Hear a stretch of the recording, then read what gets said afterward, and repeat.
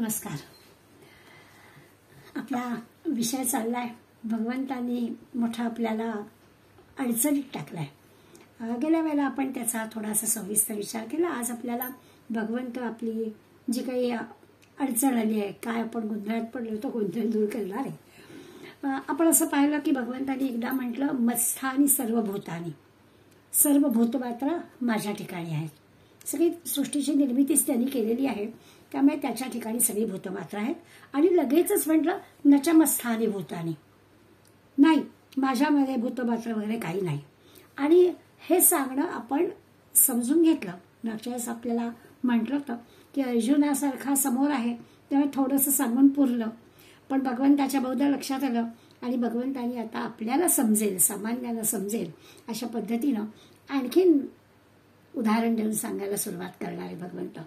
आपण असं लक्षात घ्यायचं की एखादा जो नियम असतो ना, त्या नियमाचं तो नियम म्हटला की त्याला का असं विचारायचं नाही.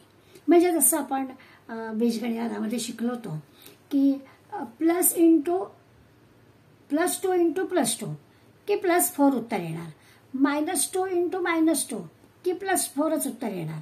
हां, पण +2 आणि -2 असं जर झालं तर मात्र त्याचं -4 उत्तर येणार, असं आपण लहानपणी गणितात शिकलो. आणि त्या प्रत्येक वेळेला आपल्याला असं सांगण्यात आलं की समान जर चिन्ह असतील, +2 तर +4, आणि समान चिन्ह -2 तरी पण +4. आता त्यावेळेला जसं आपण पाहिलं तर लक्षात असं घ्यायचं की हे सगळ्यांनी मान्य केलेले नियम आहेत. हां, आता एखाद्या गणितीनं त्यात घुसावं आणि हा नियम कसा केला, ह्याच्यात काही म्हणजे नियमाला अपवाद आहेत का वगैरे वगैरे शोधून काढावा, हा त्यांचा प्रांत आहे. पण सामान्य मंडळींनी काय, तर सामान्य मंडळींनी जे मान्य केलंय त्या मान्य केलेल्या तत्वाप्रमाणे जायचं. तसं मस्थानी सर्व भूतानी म्हणजे जणू की +2 × +2, आणि नचमस्थानी भूतानी म्हणजे -2 × -2. याचा अर्थ दोन्हीचा अर्थ एकच आहे, हे आपण लक्षात घ्यायचं.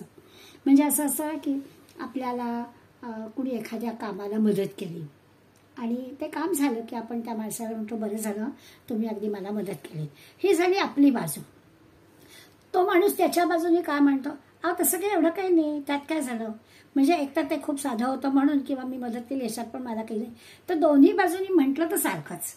अशा पद्धतीने या दोन्ही भगवंताच्या वाक्यांकडे आपल्याला पाहायचं आहे. आता हा जो काही अर्थ आपण पाहणार आहोत त्याला भगवंत आपल्याला उदाहरण देऊन पटवून देणार आहेत.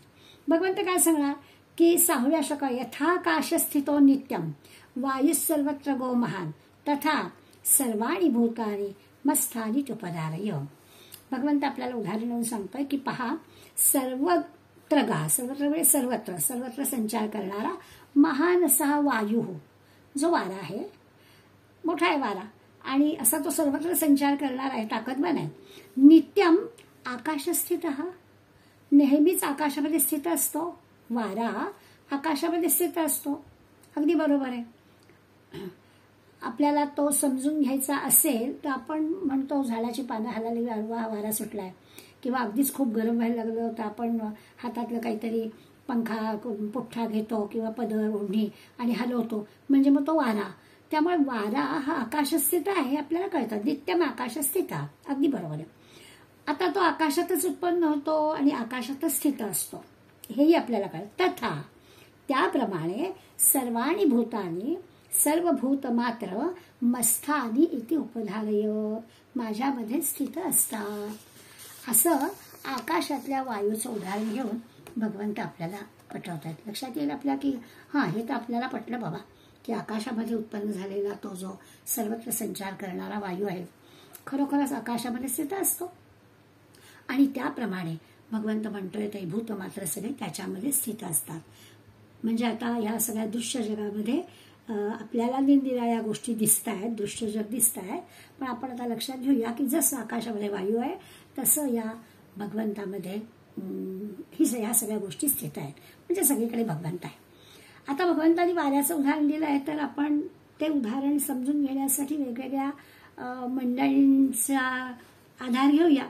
तर आपल्या असं लक्षात येईल की पंचमहाभूतातल्या वाऱ्याचंच उदाहरण काय, पृथ्वी, आप आणि तेज ही 3 महाभूत सुद्धा आकाशामध्ये स्थित आहेत. भगवंतानी वाऱ्याचं नाव घेतलेलं आहे हे बरोबर आहे, पण बाकी 3 सुद्धा, पृथ्वी आप तेज सुद्धा आकाशामध्ये स्थित आहेत. आकाश वरती आहेत सगळीकडे भरलेलं, आणि मग खाली म्हणजे पृथ्वी पण आहे, पाणी पण आहे, तेज म्हणजे सूर्य पण आहे. पण आपल्या असं लक्षात येईल की ते आकाश सगळ्यापासून अगदी अलिप्त आहे. म्हणजे पृथ्वीच्या वजनाचं आकाशाला ओझं होत नाही. आपण डोळ्यासमोर आणलं तर आपण पाहू की या सगळ्या ह्याच्यामध्ये पृथ्वी पण गोल फिरते आहे, सगळे ग्रह वगैरे फिरतात. तर असं जे काही आहे आकाशाला की त्या पृथ्वीच्या वजनाचं ओझं नाही आहे. किंवा पाऊस पडतोय म्हणून आकाश काही भिजत नाही आहे, ओलं होत नाही आहे. किंवा विजा चमकतायत, अग्नी म्हणजे हे होत आहे तरी अग्नी, सूर्य एवढा तळपतोय रोज उठून तरी सुद्धा अग्नीमुळे आकाश काही जळत नाही आहे. आणि वायूमुळे आकाश उडतही नाही आहे. त्यामुळे आकाश जे आहे हे 4ही ह्या महाभूतांना आधार आहे. त्याच्या आधाराखाली ही 4 महाभूत आहेत. असं लक्षात येतं की या सगळ्यांमुळे ते आकाश जराही प्रभावित होत नाहीये, काही त्याला चिकटलं नाहीये. आता म्हटलं तसं की सूर्य एवढा तळपतोय तरी आकाशावर त्याचा काही परिणाम होत नाहीये, पृथ्वीवर त्याचा काही परिणाम होत नाही, पावसाने ते आकाश भिजत नाहीये, हवेमुळे ते उडत नाही. कुठल्याच पंचमहाभूतातल्या या 4ही याचा विचार केला तर त्याच्यामुळे ते काही प्रभावित होत नाही. म्हणजे कुणालाही ते आकाश चिकटत नाही. आकाश ही जी काही नावाची आपण जी गोष्ट पाहतोय, आपल्याला माहिती आहे की आकाश म्हणजे पोकळी आहे वगैरे वगैरे, तर ते जे की आकाश नावाच्या पंचमहाभूतातलं आकाश नावाचं जे भूत आहे हे जराही कशाला चिकटत नाहीये, निर्लेप आहे, अगदी आसक्त नाही, जसं आहे तसं ते आहे. त्या आकाशाचा भगवंतानी असं दाखला दिलाय. आणि भगवंत म्हणतो की सृष्टीचा म्हणजे भगवंत जसा सृष्टीचा आधार आहे तो पण असाच आहे की तोही कशाहीमुळे प्रभावी होत नाहीये. तो द्रष्टा आहे, सगळं आहे त्याच्या स्थित आहे, परंतु तो कशालाही चिकटत नाही, तो कुठेही आसक्त नाही, अत्यंत निर्लेप आहे. जसं आकाशामध्ये या सगळ्या गोष्टी घडतात, आकाश निर्लेप आहे, तसा हा भगवंत म्हणतो की माझ्यामध्येच या सगळ्या माझ्यात स्थित आहेत, पण मी निर्लेप आहे. आता थोडंसं आपल्याला या उदाहरणावरून असं वाटलं की हे आपल्याला कळलं. पण मग वाऱ्याचं वेगळे पण काय, भगवंतानी वाऱ्याचंच नाव का घेतलं, तर आपल्या असं लक्षात येईल की आकाश जेवढं आहे, जसं जेवढं आहे तेवढा वायू आहे. जेवढं मोठं आकाश आहे त्या आकाशामध्ये स्थित असणारा तेवढाच वायू आहे. आता मी म्हटलं तसं की आपल्याला त्याचं अस्तित्व, त्या वाऱ्याचं अस्तित्व आपल्याला कसं कळतं, तर आपल्याला ज्या वस्तू हलतात, बाहेर वारा सुटलेला आहे, आपण खिडकीचे पडदे हलताना दिसतात, मग आपल्याला कळतं की वारा सुटलाय. तर अशा गोष्टींमुळे पण म्हणजे आकाश जेवढं पसरलेलं आहे तेवढा वायू पसरलेला आहे असं आपल्याला कळतं. म्हणून वायूचं उदाहरण तुम्ही घेतलंय.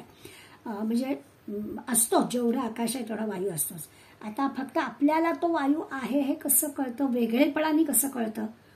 आकाशामध्ये वायू स्थित आहे, जेवढं आकाश तेवढा वायू स्थित आहे, ते कळायला मार्ग काय, तर असं जेव्हा आपण निसर्गात बघतो झाडं पानं हलतायत किंवा आपल्याला जेव्हा काही गोष्टी हलताना दिसतात किंवा आपण मुद्दामून ते हलवून तो वायू आहे असं दाखवू शकतो. तसं भगवंताच्या ठिकाणी भूतमात्रांची कल्पना आपण केली की मग आपल्याला ती सगळी दिसतात. लक्षात घ्या बरं का, आता इथे वाऱ्याची कल्पना, वारा दिसतच नाहीये, आकाशामध्ये स्थित असणारा वायू आपल्याला बघावा लागतो. तसं आता आपल्याला भगवंतामध्ये स्थित असणाऱ्या भूतमात्रांचा विचार करायचा आहे. तर आपल्याला भगवंतामध्ये स्थित असणाऱ्या भूतमात्र आहे तशा नजरेनं आपण पाहिलं तर दिसतात, पण आता ती भूतमात्र नाहीच आहे असा जर आपण विचार केला तर सगळीकडे भगवंत दिसेल. आकाशामध्ये सगळीकडे वारा आहे असं आपल्याला मान्य आहे, आणि तो वारा कळायचा झाला तर त्याच्यासाठी काय काय दिसतं तेही आपल्याला मान्य आहे. आता भगवंताच्या ठिकाणी सगळी भूतं 84 लक्ष योनीतली सगळे जीवजंतू सगळेजण त्याच्यामध्ये स्थित आहेत असं भगवंतांनी सांगितलं. आणि ते आपल्याला वेगळे का दिसत आहेत, तर जसा वारा वेगळा दिसतो तसं ते दिसतात. पण वारा वेगळा दिसायला नको असला तर आपण स्वस्थ बसूया, वारा पडला असं पण म्हणतो की, तर वारा पडला म्हणजे तो असतोच पण आपल्याला दिसत नाही. तसं एकदा ते दृश्य जग पाहायचं नाही असं म्हटलं तर सगळीकडे भगवंतच असं आपल्याला पाहता येईल. माऊलीने एक शब्द वापरलाय, पवन हलवलिया वेगळा. त्याच्यावर आपल्या लक्षात येईल की खरंच वारा पडला असं जे आपण म्हणतो, म्हणजे वाऱ्याच्या गतीला काहीतरी विरोध होतो, थांबते गती वाऱ्याची, आणि मग आपण म्हणतो की अरे वारा अगदी पडलाय. पण ह्याचा अर्थ असा असतो की तो आकाशाशी एकरूप आहे. आपल्याला तो दिसत नाहीये, पण तो आहेच आहे, आणि तो असा त्या आकाशाशी एकरूप झालेला आहे. मग आपण त्याला वेगळं दाखवण्यासाठी वेगळी कृती काहीतरी करतो, आणि मग आपल्याला तो त्या वाऱ्याचा वेगळेपणा अनुभवायला येतो. याचा अर्थच असा आहे की त्या आकाशाशी त्या वाऱ्याचं अद्वैत साधलेलं आहे. आकाश पण आहे आणि वारा नाही असं होतच नाही. आपल्याला आपलं असं वाटतं की वारा पडलाय, आकाश आहे पण वारा नाही आहे असं आपण मानतो, पण तसं काही नाही आहे. आकाशही असतं आणि वाराही असतो. आता याचप्रमाणे सगळ्या चराचर सृष्टीचं आहे. सगळी चराचर सृष्टी जी आहे ती भगवत रूप आहे. कल्पनेनं ती सृष्टी आणि भगवंत वेगळे दिसतात आपल्याला. आपण नेहमी उपनिषदाचं उदाहरण घेतो की तो येतो बिचारा आणि मला कळला, ब्रह्म कळलं म्हणतो. तो नसेल का, जोपर्यंत डोंगर दिसत आहेत, नद्या दिसत आहेत, झाडं दिसत आहेत, माणसं दिसत आहेत, आपला परका भेद सगळं कळतंय, तोपर्यंत ब्रह्म कसं कळलंय? ब्रह्म कळायचं असलं, भगवंत कळायचं झाला तर हे सगळं असू दे पण नको दिसू दे. अशा पद्धतीने जेव्हा होईल तेव्हा आपल्याला कल्पनेनंच करायची गोष्ट ही आपल्याला दृश्य जगातल्या सगळ्या गोष्टी दिसणारच आहेत, पण सगळीकडे भगवंत आहे हे जर आपण समजलं, कल्पनेनं सृष्टी आणि भगवंत वेगळे पण दाखवता येतात आणि आपल्याला एक पण दाखवता येतात. बुद्धीचा एकदा निश्चय झाला की सगळ्या ठिकाणी सगळीकडे भगवंतच भरलेला आहे, तर आपल्याला सगळ्या वस्तूंमध्ये भगवंत दिसेल, सगळीकडे भगवंत दिसेल. हे जे काही आहे म्हणजे एकदा तो निश्चय मनाशी झाला पाहिजे तर त्याचा अनुभव आपल्याला येईल. पण बुद्धीचा निश्चय होणं आणि मग आपण तो अनुभव घेणं म्हणजे आत्मतत्व, भगवंत सगळीकडे भरून राहिलेला आहे असं आपल्याला वाटणं. आता हे आपण आपल्याला लावून बघूया.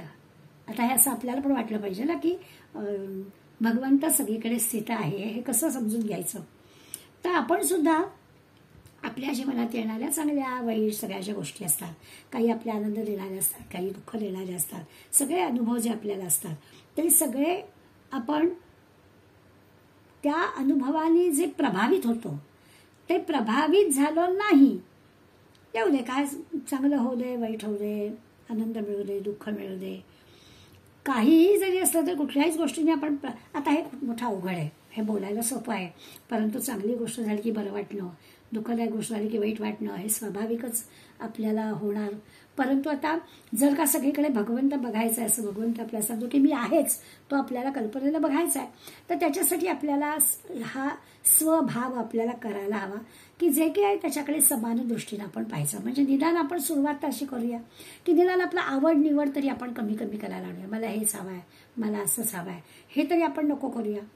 छान श्रीखंडपोळी मिळाली तरी आनंद आहे, साधी आवडती भाजी पोळी मिळाली तरीही आपल्याला आनंद आहे, त्याचंही आपल्याला श्रीखंडपोळी मिळाल्याचं सुख किंवा आवडती भाजी पोळी मिळाल्याचं दुःख, हे आपण दोन्ही स्वीकारायचं.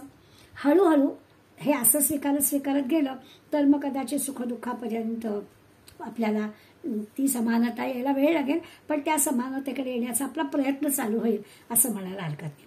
आता हा जर प्रयत्न आपला यशस्वी झाला तर मग ते परमात्म्याशी तादात्म्य पावणं वगैरे वगैरे साधलं असं समजायला हरकत नाही. पण जिथे जिथे आपण आसक्त होतो तिथे तिथे ती आपली आसक्ती कमी करायचा प्रयत्न करणं, जिथे जिथे आपल्याला मोह वाटतो, माया वाटते, ती मोहमाया आपली कमी कमी करणं, हे सातत्याने मनाशी ठरवून सद्विचारांनी विवेकाने ही गोष्ट वाढवायची, आपल्यावर लक्ष ठेवायचं. हळूहळू त्या परमेश्वरापर्यंत म्हणजे मार्गक्रमण होईल असं म्हणायला आपल्याला हरकत नाही. असं भगवंताचं आपल्याला सांगणं आहे. आपण कुठल्या पायरीवर आपण दरवेळेस म्हणतोच की आपण कुठल्या पायरीवर ते आपल्याला कळतं, परंतु असं तादात्म्य पावणं, सगळीकडे भगवंत आहे ही जी कल्पना आहे ती आत्मसात होणं, हे सगळं आपल्याला करता यायला हवं असं भगवंत आपल्याला सांगतोय. आता हे सगळं आपल्याला पटत नाही अशातला काही भाग नाही. आपल्याला तसं शब्दाच्या माध्यमातून कळलंही, सगळे संत आपल्याला पुन्हा पुन्हा सांगतायत. त्यामुळे पटलेलं असलं, वाचलेलं असलं, कळलेलं असलं तरी प्रत्यक्ष कृती होत नाही, कारण आपण ह्या दृश्य जगामध्ये वावरायला लागलो की ते विसरतो.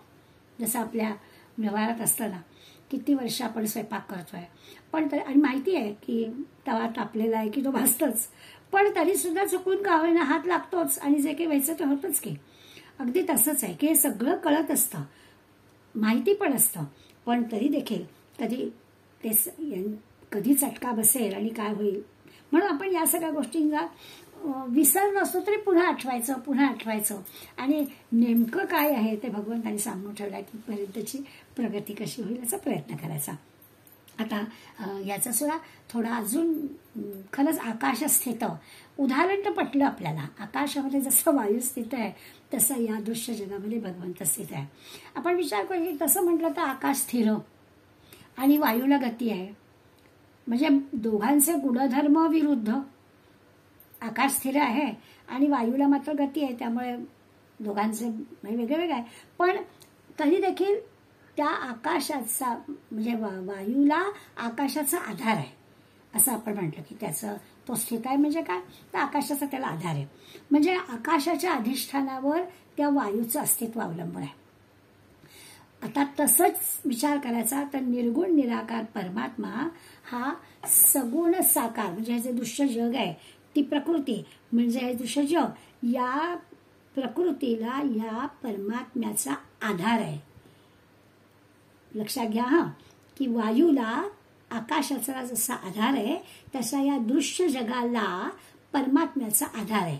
दोघांचे गुणधर्म भिन्न आहेत. आकाश स्थिर आहे, वायू चंचल आहे, हलणारा आहे. इथे पण असंच आहे, हे दृश्य जग बदलणारं आहे, परमात्म्याचा आधार असतो तो परमात्मा मात्र स्थिर आहे. असं लक्षात घेतलं तर त्या दृश्य जगाला जसा तो त्याच्यामध्ये आकाशामध्ये स्थित आहे तसं या दृश्य जग ह्या दिसणाऱ्या सगळ्या वेगवेगळ्या गोष्टी या त्या परमात्म्यामध्ये स्थित आहे. आणखी एका पद्धतीने आपण विचार करूया. आता आपण पाहिलं की तो वायू आकाशात स्थित आहे म्हणजे वायू आकाशाशिवाय नाही असं आपल्याला वाटेल, पण आपण असं नीट लक्षात घेतलं तर वातावरणाच्या बाहेर वायू नाही. वातावरण ज्याला म्हणतो त्या वातावरणाच्या बाहेर वायू नाही पण आकाश आहे. म्हणजे आकाश वायूशिवाय असू शकतं. त्याप्रमाणे हे जे जीव जगत ईश्वर असलं काय किंवा नसलं काय भगवंत आहेच. आकाश स्थिर आहे, आकाशात वायू आहे, वातावरणाच्या पलीकडे वायू नाही पण आकाश आहे. तसं हे जे दृश्य जग आहे ते जाईल येईल, भगवंत आहेच आहे. जे भगवंतांनी उदाहरण दिलेलं ते किती चपकलपणाने दिलेलं आहे हे समजून घेण्यासाठी आपल्याला आहे की या सगळ्या दृश्य जग हे सगळं दृश्य जग भगवंत म्हणतो माझ्यामध्ये स्थित आहे जसं आकाशामध्ये वायू स्थित आहे. आता आपण पाहिलं की ह्या सगळ्या पंचमहाभूतांना तर आकाशात जागा दिलीच आहे, पण सगळंच जण त्या आकाश सगळ्याला जागा देतच आहे. सगळे ग्रह तारे नक्षत्र तुम्ही आम्ही सगळे आकाशाच्या खाली आहोतच, पण ते आकाश कशाहीमुळे प्रभावित होत नाही असंही आपण पाहिलं. काही कशाला चिकटत नाही, ते निर्लेप आहेच. तसाच हा भगवंत आहे. आमचं सगळं जे काही असेल जीव आहे, कर्म आहे, सुख आहे, दुःख आहे, येणं आहे, जाणं आहे, जागृती आहे, सुषुप्ती आहे, ज्या काही सगळ्या गोष्टी आहेत या सगळ्यांना त्याचा आधार आहे. तो असल्याशिवाय काहीच होत नाही आहे, पण कशाने तो प्रभावित होत नाही आहे असं आपण लक्षात घेतलं तर आपल्याला कळेल. याचा अर्थच असा आहे की सगळं विश्व त्या विश्वात घडत असलेल्या सगळ्या गोष्टी दृश्य जग दिसता येते आणि त्याच्यात घडणाऱ्या सगळ्या गोष्टी या भगवंतच घडवतो आहे आणि त्या घडवत असला तरी तो सगळ्यांपासून अलिप्त आहे. आपण म्हणायचं की हे सगळं घडतंय ते त्याच्यामुळे, पण तो म्हणतो मी काहीच करत नाही. असा हा 6व्या श्लोकामध्ये आकाशाचं उदाहरण देऊन आपल्याला भगवंताच्या मध्ये हे सगळं स्थित आहे याचा अर्थ कळला. पुढल्या ह्याच्यामध्ये आपल्या लक्षात असेल की एवढंच काय या सगळ्याच्या दृश्य जगामध्ये जी उत्पत्ती स्थिती लय आहे हे सुद्धा सगळं भगवंताच्याच मध्ये होत आहे. सगळं जग त्याच्यामध्ये स्थित आहे आणि तोच सगळा करविता कसा आहे, उत्पत्ती स्थिती लय सगळं त्याच्यामुळेच होत आहे असंही आपल्या लक्षात येईल. सर्वभूतानी कौंतेय प्रकृतीम यान्ति मामिकाम कल्पक्षये पुनस्तानी कल्पादौ विसृजाम्यहम्. या श्लोकामध्ये छान सांगितलंय. पहिलं तर असं आहे की भगवंतानी या श्लोकामध्ये अर्जुनाला कौंतेय असं म्हटलं. कौंतेय या शब्दाचा अर्थ आपल्याला माहिती आहे, कुंतीपुत्र अर्जुन असं जरी संबोधन असलं तरी कुंतीपुत्र याच्यामध्ये अत्यंत कुशाग्र बुद्धीचा अर्जुन, असं भगवंताला सांगायचं आहे की मी जे काही तुला सांगतो आहे, तुझी कुशाग्र बुद्धी असल्यामुळे भगवंत काय सांगतो आहे ते तुला समजेल. मी असं म्हटल्यावर मला असं वाटलं मग आपल्यासारख्यांना हे काही जमणार नाही, परंतु तसं नाही. आपण प्रयत्न करायचा. भगवंतानी सांगितलेलं अर्जुनाला समजताय एका वाक्यामध्ये, आपल्याला कदाचित अनेकदा अनेकांचं ऐकून विचार करून समजण्याचा प्रयत्न तर करू आपण. त्यामुळे भगवंतानी कौंतेय म्हटलंय खरं, पण आम्हा सामान्यांना पण त्याचा अर्थ कळायला हवा. याच्यासाठी आपल्याला अनेकांची मदत घेऊन प्रयत्न करता येईल. काय त्यांनी म्हटलं तर त्या म्हणतात कल्पक्षय, म्हणजे या सगळ्या कल्पाचा अंत होतो. आता कल्पशब्द आपल्याला कळतोय. 4 युग आपल्याला माहिती आहे, त्यांचा कालावधी माहिती आहे, ब्रह्मदेवाचा दिवस, ब्रह्मदेवाची रात्र, सगळं आपल्याला हिशोब माहिती आहे काळाचा. तेव्हा ते जे सगळं ब्रह्मदेवाचं हे होतं, त्याला जे काही कल्प म्हटला, त्या कल्पाचा क्षय होतो, म्हणजे कल्पाचा अंत होतो, म्हणजे प्रलय होतो. या प्रलयाच्या वेळेला सर्व भूतानी मामिकम प्रकृती यांती, माझ्या प्रकृतीमध्ये सगळे लीन होतात. अगदी सहज आपल्याला लक्षात आलं की सर्व भूतानी, सर्व भूत मात्र या भगवंताची जी प्रकृती आहे त्या प्रकृतीमध्ये सगळे लीन होतात. आणि जेव्हा कल्पादौ, पुन्हा जेव्हा कल्पाचा आरंभ होतो, पुन्हा जेव्हा सृष्टी निर्मितीची सुरुवात होते, तानी त्या सगळ्यांना अहम पुन्हा, मी पुन्हा विसृजामी निर्माण करतो. असा 7व्या श्लोकामध्ये भगवंतांनी मी काय करतो ते सांगितलं. प्रकृतीच्या माध्यमातून करतो की हीच प्रकृती प्रलय होतो तेव्हा सगळं नाश करतो, आणि पुन्हा जेव्हा येतो तेव्हा मीच सगळं पुन्हा निर्माण करतो. आता हे जे काही सृष्टी निर्मितीचं गणित आहे, प्रलय आणि पुन्हा कल्पादौ म्हणजे कल्पाचा प्रारंभ, हे आपण समजून घेण्याचा प्रयत्न करायला हवा. कल्पांत म्हटलंय त्यांनी. कल्पांताच्या वेळी सगळे भूत मात्र भगवंत म्हणतो माझ्या या प्रकृती, अव्यक्त प्रकृतीमध्ये लय पावतात. दिसत तर नाही आपल्याला काही, पण हे सगळं जेव्हा प्रलय होईल तेव्हा सगळं त्याच्यात जाईल असं त्यांनी म्हटलं. आपण असं उदाहरण म्हणून लक्षात घेऊया. जेव्हा उन्हाळ्यामध्ये म्हणजे ग्रीष्म ऋतू असतो, साधारण ज्येष्ठ आषाढ ग्रीष्म ऋतू, ज्येष्ठ आषाढाचे 2 महिने असतात, खूप गरमी असते, आणि त्या महिन्यामध्ये म्हणजे पावसाळ्याच्या पूर्वी अगदी प्रखर उन्हाळा जेव्हा असतो त्यावेळेला बीजासहित सगळं गवत जमिनीमध्ये लय पावतो, वाळून जातं, सगळं लय पावतं, काही राहत नाही. आणि पुन्हा पाऊस पडला की गवत उगवतं. उन्हाळ्यामुळे जाणं पण भगवंतच करतो, पावसामुळे येणं पण भगवंतच करतो. तोच उत्पन्न करतो आणि तोच घालवतो. म्हणजे लय पावलेल्या सगळ्या भूतमात्रांना तो पुन्हा व्यक्त करतो. याचा एक लक्षात घ्यायचा अर्थ की जे अव्यक्त होतात, नामरहित होतात, रूपरहित होतात, तेच परत व्यक्त होतात. आपण म्हणतो ना पुन्हा येतो म्हणजे काय, हा देह जाईल, हे नाव आणि हे रूप जाईल, पुन्हा नव्याने येईल, पुन्हा वेगळं रूप आणि वेगळं नाव असेल, पण नवीन नाहीये काही, जुनच पुन्हा येणार आहे. अव्यक्तात जातं, पुन्हा व्यक्तात येतं, पुन्हा नावरूप प्राप्त होतं. मग उन्हाळ्यात बघा आपल्याला नेहमी अनुभव आहे की दुर्वाच मिळत नाहीत. अगदी उन्हाळ्याच्या ह्याच्यात आपण आजूबाजूला दुर्वा नाही, 1-2 पावसाच्या सरी येऊन जाईल की भरभर दुर्वा आपल्याला सगळीकडे मिळतात किंवा. म्हणजे जे अव्यक्त होतं तेच पुन्हा व्यक्त होतं, आपोआप सगळीकडे यायला लागतं. तसंच या विश्वाच्या निर्मितीचं आहे. नवनिर्मिती नाही आहे, अव्यक्तात जातं तेच परत व्यक्त होतं. आणि हा जो खेळ आहे हा अनंत काळ चालूच आहे. आता याचा अर्थ असा की हे सगळं जे विश्व आहे ते प्रकृतीमध्ये लीन होतं. त्या अर्थी हे सगळं कार्य प्रकृतीचं आहे.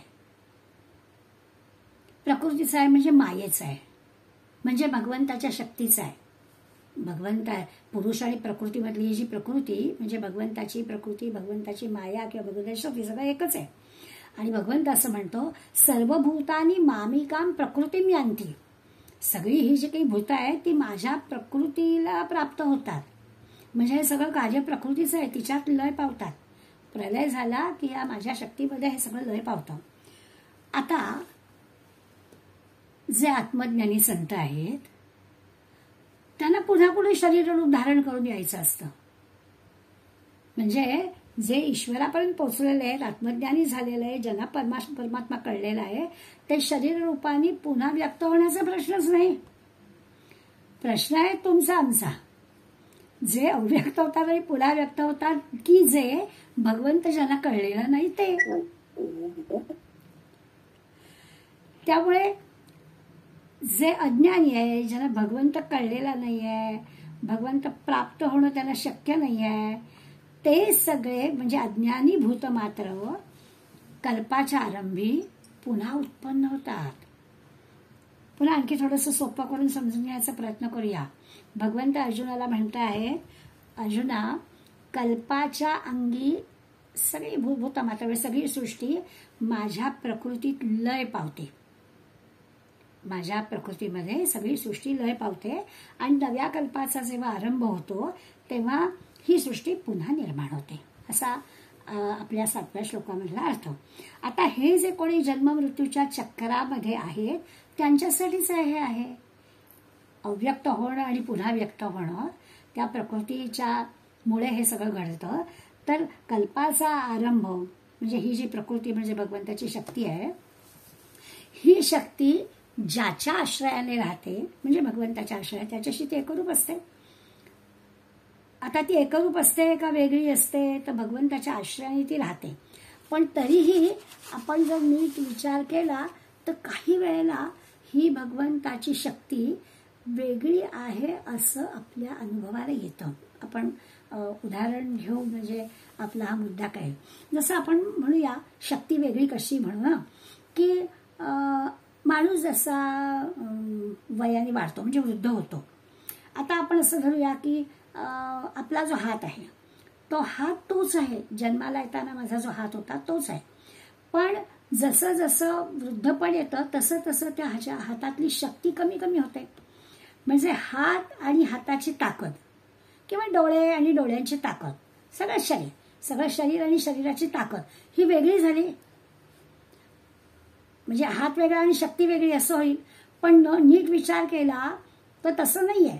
हातातली जी रचना आहे ती शिथिल झाली आणि म्हणून ताकद कमी झाली. हात तोच आहे पण हातातली ताकद कमी होण्याचं कारण काय, तर हाताची जी रचना आहे, जे सगळे स्नायू आहेत ते आता शिथिल झाले आणि म्हणून असं झालं. जेव्हा ते इंटॅक्ट होतं तेव्हा चांगली शक्ती होती, पण रचनेत बदल झाला, शैथिल्य आलं आणि शक्ती कमी झाली.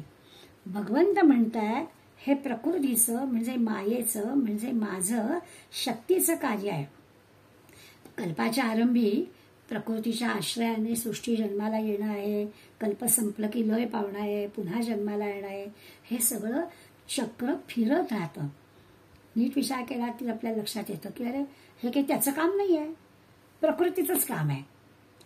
हात आहे पण हाताची शिथिलता याच्यात बदल झाला, रचनेत बदल झाला म्हणून ते भगवंतानी निर्माण केलं.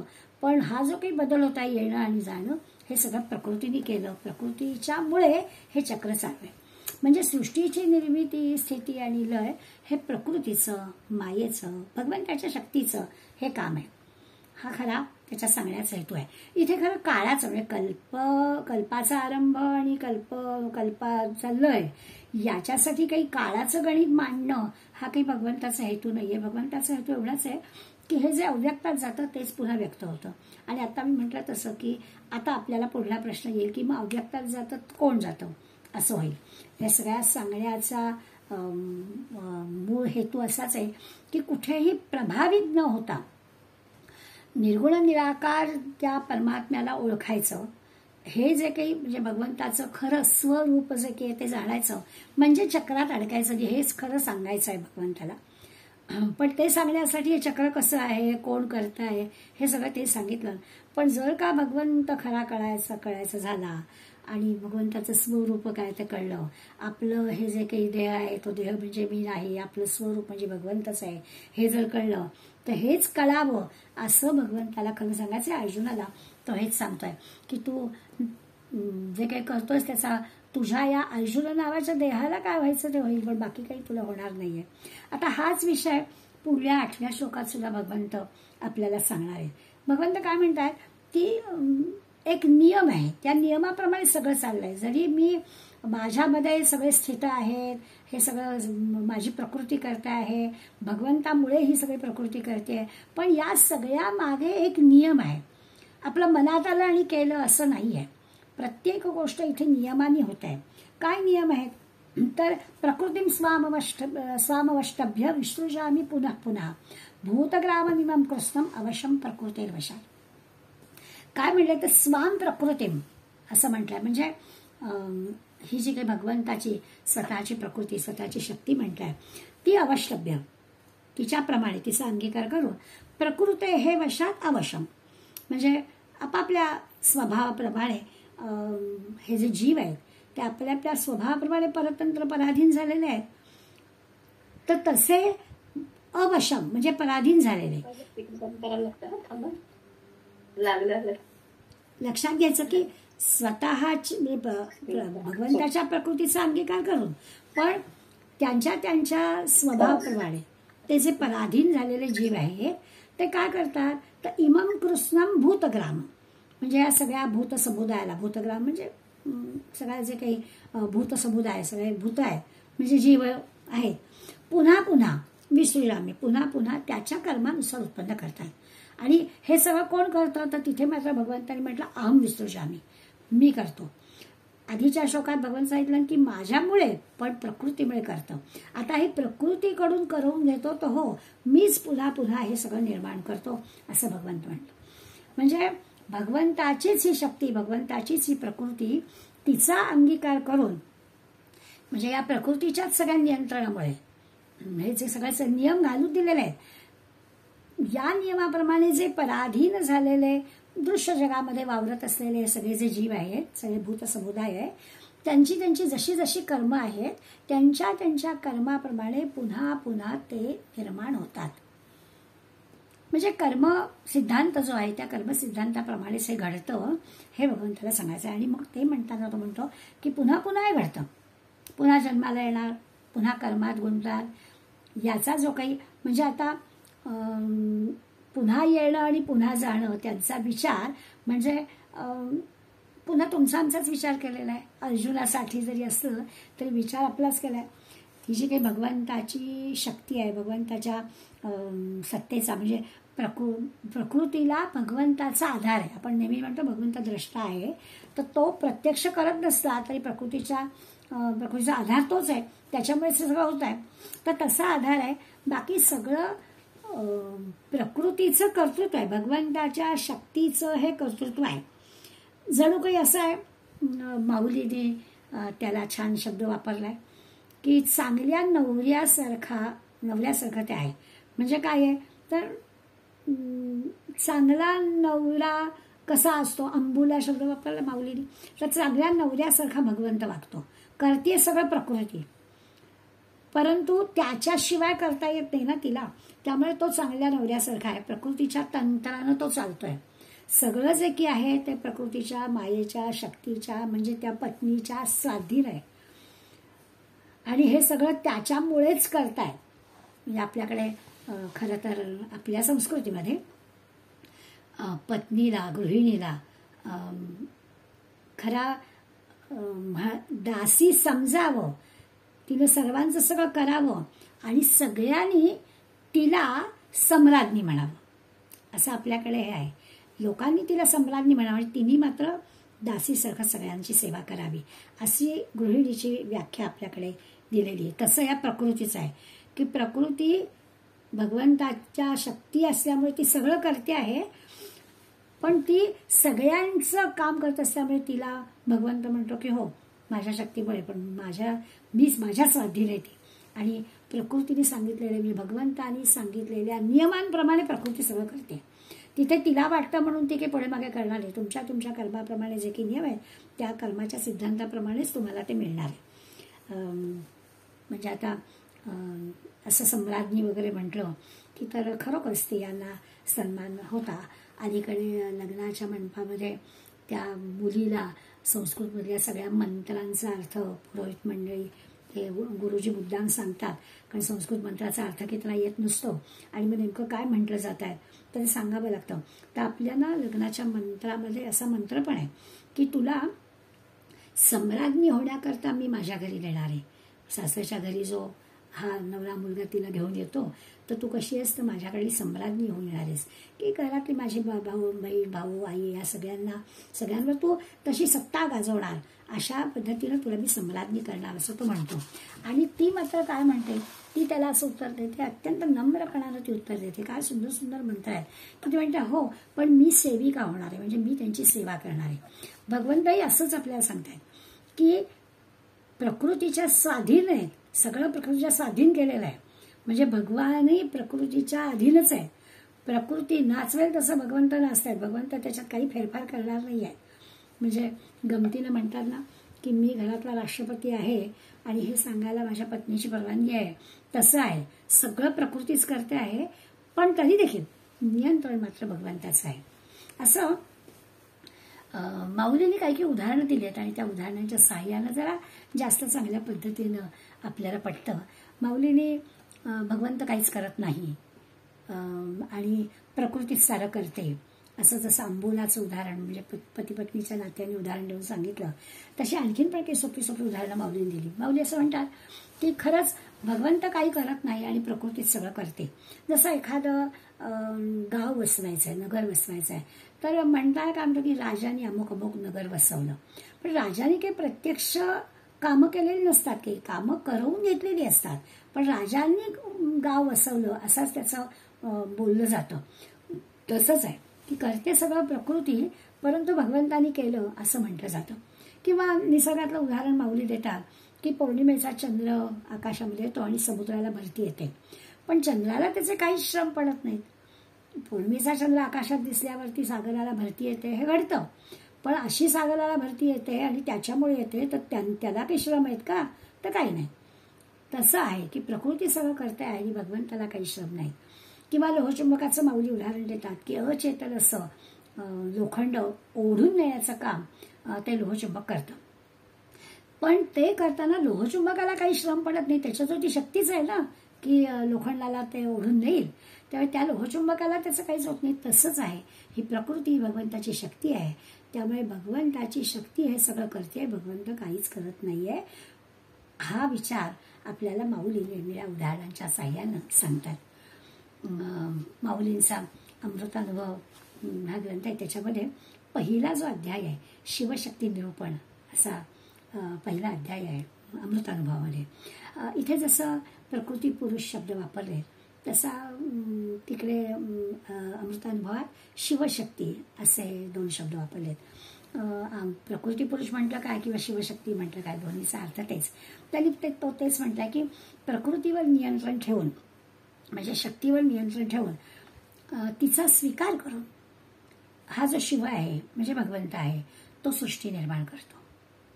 परत लक्षात घ्या, शक्तीवर नियंत्रण ठेवून म्हणजे स्वीकारून, ती शक्ती स्वीकारून हा भगवंत सृष्टी निर्माण करतो, पण तिच्याशिवाय तर होणार नाहीये ना. हे त्या शक्तीला म्हणजे प्रकृतीला स्वाधीन होणं आहे. भगवंत किंवा शिव शक्तीला स्वाधीन होतो किंवा भगवंत हा प्रकृतीला स्वाधीन होतो, पुरुष प्रकृतीला स्वाधीन होतो. म्हणजे काय, तर करते ती, पण ते करण्यामध्ये तो तिच्या स्वाधीन झालेला असतो. सृष्टी निर्माण करतो कोण हे आता आपल्याला कळलं, म्हणजे भगवंतच निर्माण करतोय, प्रकृतीच्या माध्यमातून करतोय, एवढंच ते आपल्याला कळलं. आता कोणाला निर्माण करतो, तो निर्माण करतो ठीक आहे, पण आता कोणाला निर्माण करतो, तर सगळ्या भूतमात्राला निर्माण करतो आणि त्यांच्या त्यांच्या कर्मानुसार पुन्हा पुन्हा मी अहम विसरोय, मी निर्माण करतो असं भगवंतांनी स्पष्ट सांगितलेलंच आहे. आता याचा अर्थ असा आहे की त्यांची त्यांची कर्म काय आहे, त्या कर्मानुसार त्यांना जन्म मिळणार. याचा अर्थ असा की भगवंतांनी काही नियम घालून दिलेले आहेत, त्या नियमांचं पालन सगळ्यांना करावं लागतं. तो ते नियम कोणालाच मोडता येत नाहीत, नियमात राहिलंच पाहिजे. अगदी भगवान म्हणतात, आता एकदा भगवंतांनी प्रकृतीला स्वीकारलाय ना, त्यामुळे तिच्या तंत्राने वागलंच पाहिजे. तिने जे म्हणजे खरे नियम भगवंतानीच घालून द्या, आपण म्हणायचं आता तिने नियम, पण तिने जे कर्माचे नियम दिलेले आहेत, कारण ह्या ठिकाणी कर्म होतात, त्यामुळे तिच्या त्या कर्माच्या नियमाप्रमाणे आपल्याला करावं लागतं. मग भगवंतानी सुद्धा त्या नियम मोडायचे नाहीत, नियमाप्रमाणेच वागायचं. हेच खरं म्हणजे भूषण आहे. आणि खरोखर व्यवहारात पण आपल्याला दिसतं की जो नियमाने वागतो, आपण नेहमी म्हणतो की जरा 2 मिनिटं थांबायचं, सिग्नल मिळाला की मगच जायचं, नियम आहे, असं कसं करून चालेल, मन मानेल तसं, असं आपण म्हणतोच की नाही. त्यामुळे नियमांचं पालन करणं हे भूषणच आहे.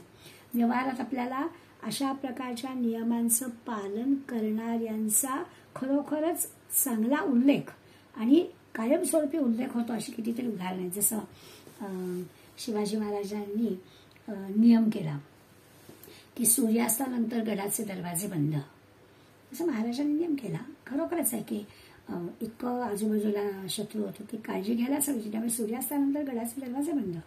पण एकदा असं झालं की प्रत्यक्ष महाराजांनाच उशीर झाला गडावर यायला, पण किल्लेदारांनी नियमावर बोट ठेवलं आणि महाराजांना सुद्धा किल्ल्यात घेतलं नाही. आता दुसऱ्या दिवशी महाराजांनी किल्लेदाराचा अगदी बक्षिसी दिली त्याला. याचा अर्थ काय? नियम म्हणजे नियम. महाराजांनी नियम घालून आहेत, महाराजांनी पण नियम पाळलेले आहेत. हे जे कर्मसिद्धांताचे नियम आहेत ना, ते कर्मसिद्धांताचे नियमाचं पालन झालं पाहिजे आणि प्रकृती त्याप्रमाणेच ते काम करते. त्याच्यातूनच अव्यक्तातून व्यक्त हे चालू राहणारे चक्र असं आपल्या लक्षात येईल.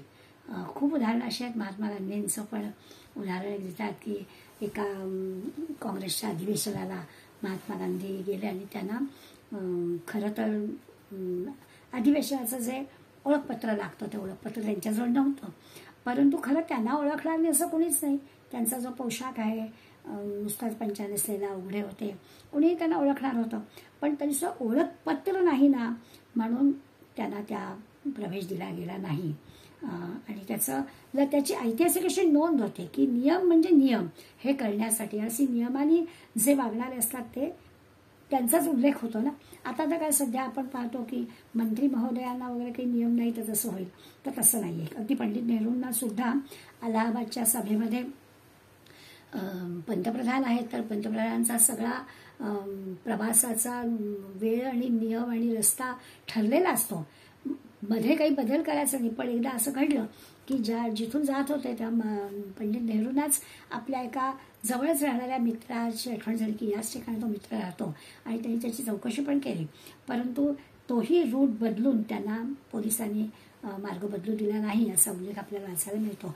मुद्दा काय, तर नियमांचं पालन करणं हे भूषणावहच असतं आणि भगवंत पण नियमांचं पालन करणं, कर्मसिद्धांताचे नियम जे आहेत ते इतके काटेकोर पाळले जातात, त्याचा विचार आपल्याला करायचा आहे. आता भगवंतांना मी जे नियम घालून दिलेले आहेत ते पाळलेच पाहिजे. आता आपण त्या नियमांचा विचार केलाय, हे भगवंताचं सांगणं आहे. थोडक्यात काय, कर्माचा सिद्धांत हा सगळ्यांना लागू आहे. म्हणजे कल्पांती हे सगळं सृष्टी लय होईल त्यावेळी भूत मात्र त्यांच्या त्यांच्या पूर्वकर्मांप्रमाणे जे काही सूक्ष्म संस्कार आहेत ते घेऊन लय पावतील. ते आपल्याला माहिती आहे की देह टाकला तरी जे सूक्ष्म संस्कार असतात ते पुन्हांच्या ह्याला येतात, तर कल्पारंभी पुन्हा नवीन शरीराने ते अभिव्यक्त होतात, म्हणजे व्यक्त होतात. आता हे जे त्यांच्या येण्याचं आणि जाण्याचं स्वातंत्र्य आहे ते त्यांना नाही आहे. मी जायचं केव्हा आणि मी पुन्हा यायचं केव्हा किंवा मी यायचं कुठे याचं स्वातंत्र्य त्या जीवांना नाही, प्रकृतीलाही नाही. जे कर्म आहे त्या कर्माप्रमाणे जिथे जशी व्यवस्था असेल त्याप्रमाणेच मिळणार. म्हणजे पूर्वसंस्कारांमध्ये जर का तमोगुणाचं प्राबल्य असेल तर स्वभाव तमोगुणी होईल, जर का रजोगुणाचं प्राबल्य असेल तर स्वभाव रजोगुणी होईल, सत्वगुणाचं प्राबल्य असेल तर स्वभाव सत्वगुणी होईल, आणि मग त्याप्रमाणे नवीन देह जेव्हा जीवाला धारण करायला लागेल आणि त्याप्रमाणे तो त्या सत्वरजतमाप्रमाणे जगामध्ये येईल. म्हणजे जसा स्वभाव तसा विचार तसे कर्म, याप्रमाणे पुन्हांचा जन्म आपल्याला मिळणार. स्वभाव कसा असेल त्या स्वभावाप्रमाणे आपले विचार बनतील, विचाराप्रमाणे आपलं कर्म होईल, आणि मग त्या कर्मावरती चांगलं वाईट पाप पुण्य आपल्याला काय राग लोभ सुख दुःख या सगळ्या जे काही चक्र आहेत त्याच्यामुळे ज्या गोष्टी ज्या घडतात आपल्या हातून चांगल्या वाईट त्याप्रमाणे या चक्रातून आपल्याला जावं लागतं. म्हणजे जीव तसा पराधीन आहे, तो फिरत असतो बिचारा, त्या चक्रात अडकतो. ज्याला हे कळलंय तो या सगळ्यातून सुटण्यासाठी आणि भगवंताप्रत जाण्यासाठी प्रयत्न करतो. तो प्रयत्न कसा कसा करायचा ते आपण पाहिलाय. तुम्ही आम्ही सगळेजण गीतेचा, ज्ञानेश्वरीचा, दासबोधाचा अभ्यास करतोय, संत साहित्याचा अभ्यास करतोय. या अशा प्रकारच्या सगळ्या गोष्टी, संतांचं, भगवंताचं सांगणं, माऊलींचं सांगणं काय आहे ते समजून घेण्याचा प्रयत्न करतोय. आणि त्यामुळे आपल्या आपल्या आचरणामध्ये, आपल्या आपल्या स्वभावामध्ये काय ज्या चुका होतात त्या आपल्याला कळणं, त्याच्यामध्ये बदल होणं, हे सगळं समजून आपल्याला करता यावं अशी खरी भगवंताची अपेक्षा आहे आपल्याकडून. आणि असं जर काही बदल झाला तर मग आपल्याला मुक्त होता येईल. म्हणजे जर का जो ठरवलेली साधना करतोय तो साधक, योगी, भक्त, तो होईल जीवनमुक्त. त्याच्यासाठी काही म्हणजे क्षय होणं, लय होणं आणि पुन्हा येणं हे काही नाही आहे. पण आम्हाला समजा अगदी असं सगळं माहीत नाही आपल्याला, खरंच आपल्या या सगळ्या चक्रातून सुटताना जे जे काही करायला सांगितलंय ते सगळं आपल्याला जमेल की नाही, पण प्रयत्न करायचा आपल्या विचारातून, वागण्यातून. ठीक आहे, रागद्वेष नको यायला, आवड निवड नको असायला. हळूहळू आपण ती आपली कमी होते का आपल्याला आपलं तपासायचं, सतत आपलंच आपल्यावर लक्ष ठेवायचं. असं जर का लक्ष ठेवून आपल्या चुका आपण दुरुस्त करू शकलो, तसं वागण्याचा प्रयत्न करू शकलो, हळूहळू आपला जो स्वभाव आहे तो स्वभाव बदलेल, आपलंच आपल्याला काहीतरी कळेल. बऱ्याचदा असं होतं की काही दुसऱ्याच्या चुका असतात त्या तर काही आपण नाही, त्याचा आपण कशाला राग लोभ मानायचा असा विचार करत करत स्वतःला सांभाळत, स्वतःची परीक्षा करत जर का आपण प्रयत्न केला तर इंद्रिय, मन, बुद्धी आपल्याला साथ देतील, खरोखरच साथ देतील. म्हणजे जसं आपण म्हणतो ना की आपल्या बाकीच्या सगळ्या ज्या सवयी असतात त्या सवयी कशा अगदी वेळच्यावेळी आपल्या लक्षात राहतात.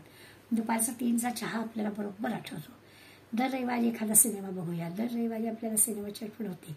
पण मग रोज आपण अमुक एक साधना केल्याशिवाय जेवायचं नाही, अमुक एक वाचल्याशिवाय जेवायचं नाही, अमुक एक म्हटल्याशिवाय जेवायचं नाही, त्याला मात्र आपण थोडीशी सवलत देतो. तर असं नाही होऊन चालणार. आपली इंद्रिय मनबुद्धी जर आपल्याला साथ द्यायला हवी असेल तर त्या आपल्या इंद्रिय मनबुद्धीला आपल्याला सवय लावली पाहिजे. यामुळे काय होईल, आपलं अंतःकरण निर्मळ होईल. ज्या आपल्याला लक्ष ठेवायच्या गोष्टी आहेत आपल्यावर, आपल्याला जे भगवंत सांगतोय की सगळ्या षडरिपूंवरती मात करता आली पाहिजे, अंतःकरण निर्मळ राहिलं पाहिजे, हवे नको पण संपलं पाहिजे, देहबुद्धी गेली पाहिजे, या सगळ्याला जे की आपल्याला एवढा प्रवास करायचा आहे त्याच्यासाठी आपल्याला आपल्या मनबुद्धीचा, इंद्रियांचा मदत घ्यायची आहे. आणि ती मदत यायला हवी असेल तर त्या इंद्रिय मनबुद्धीला सरावच दिला पाहिजे, सवयच लावून दिली पाहिजे, वेळापत्रकच तिला दिलं पाहिजे. इकडे तिकडे कधी जाताच कामा नये, तर ते अंतःकरण निर्मळ आपलं होईल.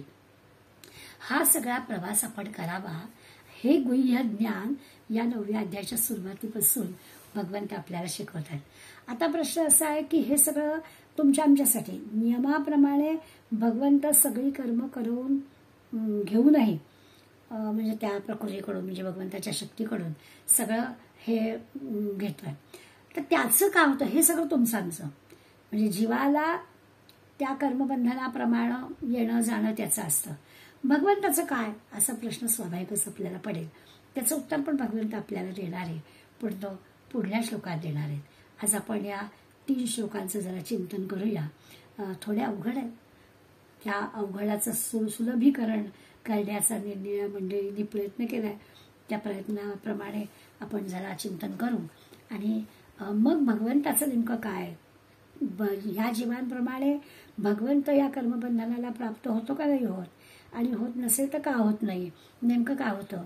आज आपण थोडीशी त्यातली हे ऐकली की ज्याला आत्मज्ञान प्राप्त झालं, आपण संतांबद्दल, ऋषी मुनी योगी यांच्याबद्दल म्हणू की यांना हा कल्पाचा क्षय झाला काय आणि कल्पांचं पुन्हा सृष्टी निर्माण झाली काय, त्यांना काय आहे त्याचं, कारण त्यांचं येणं जाणं हे त्यांच्या याच्याचं नाहीच आहे, ते पोचलेच आहेत भगवंतापर्यंत. हां, आता आपल्या सगळ्याला मार्ग दाखवण्यासाठी जी अवताराची भूमिका आहे ती घेऊन ते येतात, तेवढ्या कामापुरतं येतात आणि जातात, असा सगळा विचार आपल्याला माहिती आहे. पण हे जे गुह्यज्ञान भगवंत अर्जुनाला देतोय ते हे आहे की हे आत्मज्ञानी माणसांसाठी नाही, पण तुमच्या आमच्यासाठी जे काही आहे त्याच्यातून सुद्धा या सगळ्या कर्मसिद्धांताप्रमाणे, नियमाप्रमाणे भगवंत म्हणतो मी या माझ्या प्रकृती करवी या सगळ्या गोष्टी करतो. आणि मग आपल्याला ज्या पहिल्या 2 याचा अर्थ एकच अशी आपण सुरुवात केली आणि मग आपल्याला कळलं की सगळ्या या दृश्य जगामध्ये भगवंत म्हणतो मी आहेच. आणि मग असं म्हणतो की मस्थानी सर्वभूतानी, सर्वभूत मात्र माझ्यात आहेत. ते आपण पाहिलं, आकाशाचं आणि वायूचं उदाहरण भगवंतांनी दिलं. आणि रचमस्थानी भूतानी, की माझ्यामध्ये भूतमात्र वगैरे काही नाही, म्हणजे मी काही यांचं करत नाही, जे काही होतं यांच्या कर्माप्रमाणेच घडतं. जर का भगवंताचं हे सगळं आहे तर मग माझ्या हातून वाईट होतच का? मग मी चांगलंच वागलं पाहिजे. मग माझ्या हातून काही वाईट कर्म होत आहे याचा अर्थ ते माझ्या कर्मामुळे होत आहे. अशा पद्धतीचा विचार भगवंतांनी या कर्मसिद्धांताच्या निमित्तानं आपल्याला दिलाय. हे गुह्य ज्ञान भगवंत या 9व्या अध्यायात आपल्याला सांगतोय. पुढल्या श्लोकाचा विचार आपण पुढल्या गुरुवारी करू. आज इथेच थांबू. धन्यवाद.